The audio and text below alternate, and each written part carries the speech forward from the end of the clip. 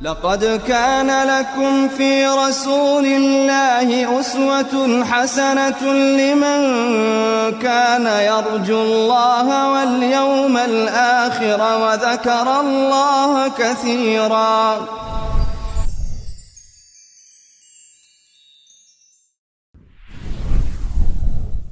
بسم الله الرحمن الرحيم. الحمد لله والصلاة والسلام على رسول الله. اللهم افتح لنا أبواب رحمتك وألحقنا بالصالحين. اللهم علمنا ما ينفعنا وانفعنا بما علمتنا وزدنا علما وفهما في الدين. خۆشەویستان لە بەرنامەیەکی نوێ بەرنامەی پێشەنگبوون کە بەرنامەی 32مینە کە لە بەرنامەی 31دا کە ئەو بەرنامانە 31دا هەروەها ئەوەش 32 کە هەمویان پێکەوە ڕەبتن کە باسی بەهایەکمان دەکرد، بەهای عەطا، بەهای بەخشین، یان بەهای پێشکەشکردن، یان بەهای ئینجازات و بەرهەمهێن.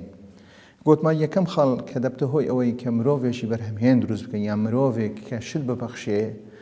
بەخشینی هەبێت، کە مرۆڤەکە دەبێت هیمەت بەرز بێ.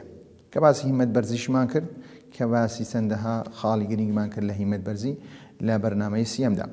لە بەرنامەی 31 باسی تەمەیوزمان کرد کە پێویستە یەک لەو شتانەی کە ئەو کەسەی دەهوێ جێپەنجەی دیاربی لە ژیاندا، لە ژیانی مەبەستمان ژیانی قیامەت و ژیانی دنیادا، کە کەسێک بێت تەمەیوزی هەبی لە کارکردندا، کە کەسێکدا بە شێوەیەک بکە کە جیاواز بێت لەگەر کەسانی تردا، کە گوتمان کە جیاوازبوونەکە جیاوازبوونێکی ئیجابی بێ، نەگە جیاوازبوونێکی سلبی دی. زۆر جاروێ ئینسانەکان کە دەڵێن من جیاوازم، بەڵام جیاوازبوونێکی سلبیە بە شێوەیەک لە شێوەکان کە خۆی لە ئاکارێک لە ئاکارەکان داماڵیە، بەو خۆداماڵینە لەو ئاکارە جوانێک کە ئینسانیەت هەیتی بوویتە هۆی ئەوەی خۆی جیاوازی دروست کردیە. بەڵام ئێمە وەکو مسلمان کاتێک باسی تەمەیوز دەکەین، تەمەیوز بە شتێکە کە شتێکی ئیجابی بی، بە شتێکی ئەرەیی بی. خۆ بەرنامەیەک بۆ بەرنامەی من جیاوازم کە بەڕاستی ئەم جیاوازبوون هەموو جیاوازبوونێکی سلبی بوو، جیاوازبوونێکی نەرێنی بوو، دەبوو هۆی داڕمانی ئەخلاق، بۆ هۆی داڕمانی ڕەوشدا. ئەو تەمەیوزە ئێمە باز دەکەین، ئەو جیاوازبوونێک کە باسمان کرد جیاوازبوونێکە جیاوازبوونێک بی لەسەر ئەساسی ئەرەیی، صیفەتێکی جوانە. ئەو صیفەتە جوانە دەبتە هۆی ئەوەی ئەو ئینسانە لە کەسانی تر جیاواز دەکاتەوە. ئەمڕۆ باسی خاڵی سێم دەکەین کە کاریگەرێکی تەواوی هەیە لەسەر ئەوەی کە کەسێکە کەسێکی بەخشش بێ، کە کەسێک بێ عەطای هەبێ، شت هەبێ، شت ببەخشی، هەروە کەسێک بێ کە جێپەنجەی دیاربی لە ژیانی دنیا و دوا ڕۆژدا. پابەندبوون بە مەواعید کە سێم خاڵ باسی پابەندبوون بە مەواعید دەکەین. دیارە پابەندبوون بە مەواعید کە کارێکی تەواو بۆ هەڵسەنگاندنی مرۆڤەکان بەهۆی ئەم هەڵسو کەوتە.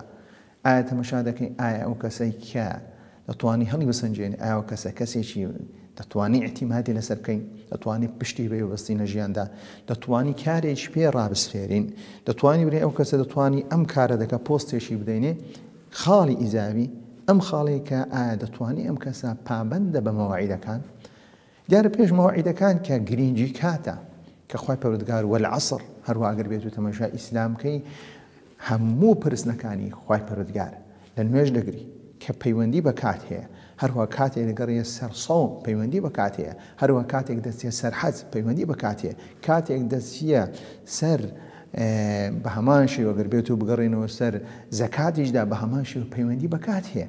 بۆی خوای پەروەردگار یەسئەلوونەکە عەنی الئەهیلە، کاتێک لێت دەپرسن ئەهیلە چییە، ماچییە، مەواقیت للناس، مەواقیت إن الصلاة كان على المؤمنين كتابا موقوتا. كاتێکی دیاریکراویە بۆی مسلمان دەبی لە هەموو کاتێک لە هەموو کەسێکدا کە کاتی لە لای گرنگ بی،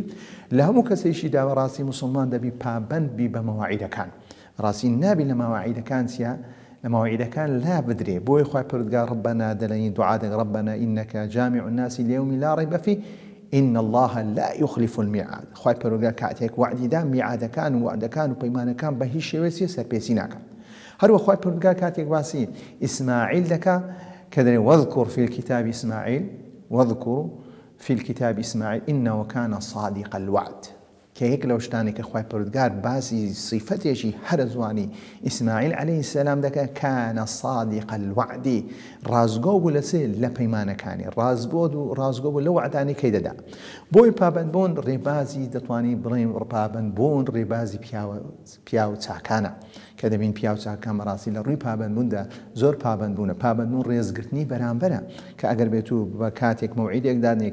کاتێکی دیاریکراوە دادنێ کە پێویستە لەم کاتێک ئەم کارە بکەین ڕاستەخۆ پێویستە کارەکە لە کاتی خۆ لە کاتی دیاریکراوەکە ئەنجام دەین کەواتە دەبتە هۆی ئەوەی کە پابندبوون ڕێزگرتنی بەرامبەرە هەروە پابندبوون بە مەواعید دەرونی ئینسان بەڕاستی متحدەکەەوە دەرونی ئینسان کە هاوسنگ دەکات دەرونی ئینسان دوور دەکاتەوە لە دڵ ڕاوچێ دوور دەکاتەوە لەوەی کە معاتبەی نفسی خۆی بکە کە کاتێک تۆ پابند بە مەواعیدەکە هەز بە خۆشیەک دەکەی خەز بەوەی خۆشیەک دەکەیت تۆ کارێکت کردووە ئەو کارەی وەکو خۆت ئەنجام داوە وەڵا کاتێک زۆر جار لە مەوعیدی خۆت تاخیر دەبی بەڕاستی دەچی وەکو دەبینین زۆر جار هەیە کە خۆڵێک دەکەین دەبین چەند کەسێک لە پاش ئەوەی چارێک بەسەردا چۆ 20 دقیقە ئینجا بە شەرمە و بەو شێوەی دێتە ژۆری بە سەڵبڕندی نایەتە ژۆر حەز بەزە دەکە حەز بەوەی دەکە کە کارێکی کردی ئەو کارە مخالفەی سی تێدایە مخالفەی تێدا پابندبوون بە مەواعید دوور دەکاتەوە لە کێشەکان بەوەش ئەگەر بێت و تۆ بە مەواعیدەکانت پابند بووی بە هەموو شێوەکە لە کێشەکان دوور دەکەوێت بوون و قوتابی کاتێک 8 ساعت 8 گەیشتە قوتابخانە هیچ مامۆستایەک کێشەی بۆ دروست ناکە کوڕەکەم بڕۆ وەرەقەی بێن و کوڕەکەم بڕۆ لای معاونی کوڕەکەم بڕۆ لای مدیری ئەم شتانەی پێی ناوەری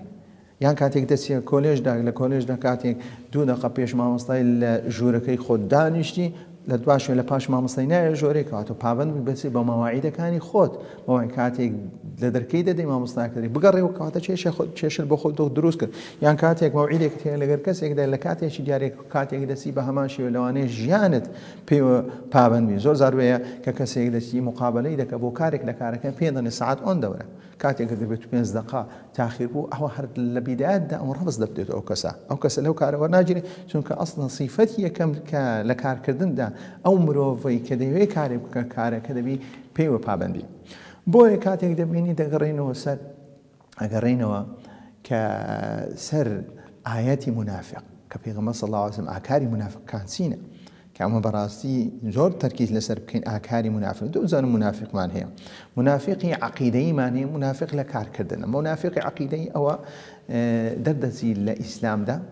ئیسلامدا لە قیامەتدا بەڵام لە ظاهردا لە دنیادا معاملەی موسڵمانی لەکرد دەکەین بەڵام ئەوەکەی تر کە منافق لە عەمەلدا کە ئەو منافقی عەم نابتە هۆی دەرچوونی لە ئیسلامدا بەڵام تاوانێکی گەورەیە بۆی پێغەمبەر صلی الله عليه وسلم کە فەرمودەیەکی هەیە ئەبوو هورەیرە دەیجێتەوە قال النبي صلى الله عليه وسلم آيات المنافق 3 شوێنی داهاتی 4 كإذا حدث كذب وإذا وعد أخلف وإذا أؤتمن خان وإذا عاهد غدر أوش لا فرموديش بهمان شيء كغدر ذاك كاتل إذا وعد أخلف كاتل بيمانك ددا كاتل يدري بوشي وذاك كاتل بيمان كعهد كبيويس مروبي مسلمان كوعد شيء دا كعهد شيء كرت بيمان شيء دا هروا وعد كوعد تو وعدك بابند بكات شيء ديارك له بشت شيء ديارك له ولا شوينك دا بكارك أنزام ده هو لكات شيء ديارك له بيويس أو كارسي أنزام دي بيويس ذاك تأخير كجربته لتوانا ذهبي بو فرمودي لسر أو بابته إذا وعد أخلفا تأخيرون لمواعيد ببيه هو كبها ماشي وكأجربته كسيه لمواعيد خويدا ببيه هو تنها ببوا صفتك لصفتك كانت وحز ذكر وكيف بو إذا هاد كتأخير ذي براسي أو زورك إذا وعد أخلفيه بەڵام ئەگەر بێت تاخیربوونەکە لە مەواعیدەکە بەهۆ بوو لەوانەیە لەو کاتێک دێت لە بۆ ئەو کارە کە مەوعیدێکی دیاریکراوی هەیە لەگەر کەسێکی دیاریکراو 10 دقیقە تاخیر دەبێت لە پاشەوەی دێت ڕاستەخۆ لەومان ڕوون دەبتەوە کاتێک ئەو 10 دقیقە تاخیر بووە تووشی کێشەیەک بووە لە ڕێگای تووشی کێشەیەک بووە نەیتوانێ بێ هۆکارێک هەبووە ئەوەی لێ کردی ئەخلەفەی کردیە هۆکارێک هەبووە کە نەیتوانی پابند بێ بەو کارەدا لەو کاتەی ناتوانی برین والله ئاەت المنافقی ئەو ئاەتەی لەسەری جێبەجێ بکەن پێشەوە ئەحمەد ڕەزا و ڕەحمەتی خوای لەسەر بێ دەڵێ بە هۆکاری مەواعید بەهۆی مەواعید بەهۆی ئەو پەیمانەی کە لە ئینسانەکە دەتوانی کەسی ڕازگۆ و کەسی درۆزن لێک جودا بکەینەوە ئەگەر بێت و کەسێک ماویستمان بزانی ئەوە کەسێکی ڕازگۆی لە کارەکانیدا هەروەها ئەو ئەرکانەی کاتێک پێ ڕادەسپێرین دەتوانی بە شێوەیەکی جوان و لە کاتی خۆی جێبەجێ بکە ئەوە تاقی دەکەینەوە بە مەواعید ئەوەکەی مەفهومەکەی لە ئیمامی ئەحمەد ماوەرجین بۆ هۆی مەواعید دەزانی ئەو کەسێکی ڕازگۆیە یان کەسێکی ڕازگۆ نیە لە کارەکانیدا ئەگەر من لە مەوعیدەکاندا موعدەکان دەمەڵبوط بوو هەروە لە کاتی خۆی هات هەروە لە کاتی خۆی ڕۆژ پابەند بوو کارەکانیش پابەند بوو بە کارەکەی خۆ ئەوە دیارە ئەو کەسە بەڕاستی کەسێکە کەسێکی ڕازگۆیە کەسێکی ڕازگۆ بەڵام ئەگەر بێت و لە ماوعیدەکاندا کەم تەرخەمی هەبوو هیچ هۆکارێش نەبوو بۆ ماوە دیار دەکەی ئەو کەسە کەسێکی چیە کەسێکی کە دەبینین کەسێکی لاوازە یان کەسێکی کە بەکەر ئەو کارە نایە زۆر جاروێ ئێمە بەڕاستی لەناو مسلماناندا هەیە کە بوویتە عادەت کە کۆڕێک دەکرێت یان سمینارێک دەکرێت یان پانێڵێک دەکرێت یان کۆنفرانسێک دەکرێت ئەو کۆنفرانسانە باوەڕێن سەعات دەدادەنێن تەنها لە دەستگایەکی بابرێن کەسانی ئەتیادی نایکەن هەروەها لە سنتەری گەورەی بابرێن لە زانکۆیەکان دەکرێن یان جاروێ لەسەر ئەساسی وزارەت و ئەو بابەتان دەکرێت لە کاتی خۆ دەست پێ ناکەن لە کاتی ئەو کات لە کات دەستپێنەکردنی خۆت کاتێک تۆ داتناوە سەعات دەست پێ بکەیت دەبی پابەندی بە مەواعیدی خۆت دەبی کاتێک کە کۆنفرانسێکی گەورە تێ پێش ئەوەی دەست بە کۆنفرانسەکەی بکەی ڕۆژێک پێشەنجی هەموو کارەکانی چیە کارەکانی کە ئەم شوێنی دانیشتن و هەروە ئیناڕەوە هەروە سەماعە و ئەو بابەتانەی کە پێویستە هەموو ڕێکی خسترابن کاتێکیش دەبتە سەعات دە ڕاستەخۆ لەگەر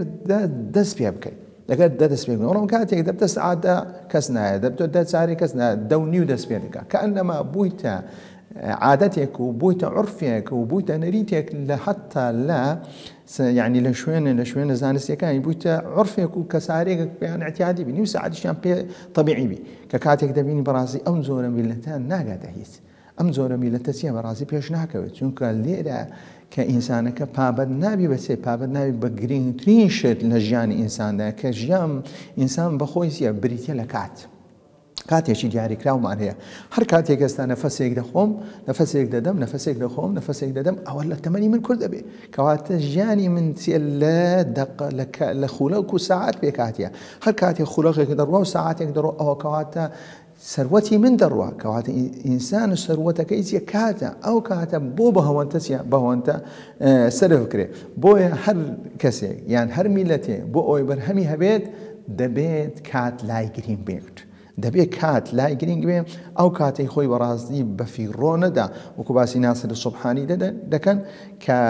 لە ژیانی خۆیدا کە یەک لەو بۆ بەرهەمێکی بە تەمەنیەکی کورت ناسر سوبحانی تەمەنیەکی کورتی هەبووە بەڵام بەرهەمێکی زۆری هەبووە لە کاسێت و هەروە ئێستا کاسێتەکانی دەکرێنە کتێب وەکو خێزانەکەی باز دەکا کە هەفتانە یەک جار دەچۆ بازاری هەموو شتەکانی بۆ خێزانەکەی خۆی دەکڕی هەروە خێزانەکەی باسی ئەوەش دەکەن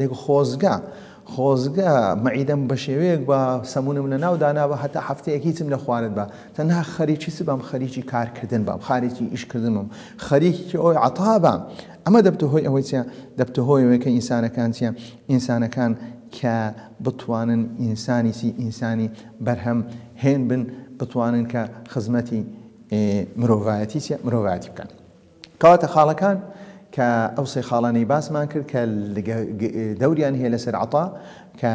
یەکەمیان هیمەت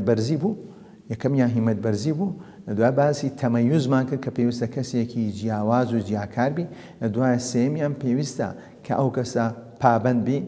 بە مەواعید و بە کاتەکاندا خاڵی چوارەم کە پێویستە ئەو کەسەی دەیەوێت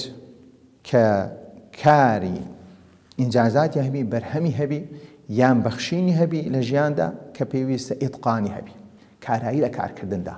ئەنی کارەکان بە شێوەیە بکەم بە شێوەیەکی جوان و ڕێکوپێک بکەم بە شێوەیەکی جوان و ڕێکوپێک بکەم وەکو دیارە ئیتقان لە عەمەلدا کارەکان بەڕێکی بکە ئەوە هیوایەک بۆ ئەوەی هیوایەک بەدەستبێنی ینی ئیتقان لەوەیدا کە ئەو کارە بەو شێوە بکە کە کارەکە کارێکی ڕێکوپێک کارێکی دروست کارێک بی کە ئیتقانی تێدابی ئەو پەڕی کارایی تێدابی ئینشاءالله لە بەرنامەیەشتردا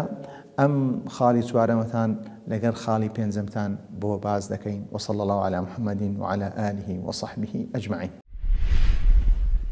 لقد كان لكم في رسول الله أسوة حسنة لمن كان يرجو الله واليوم الآخر وذكر الله كثيرا.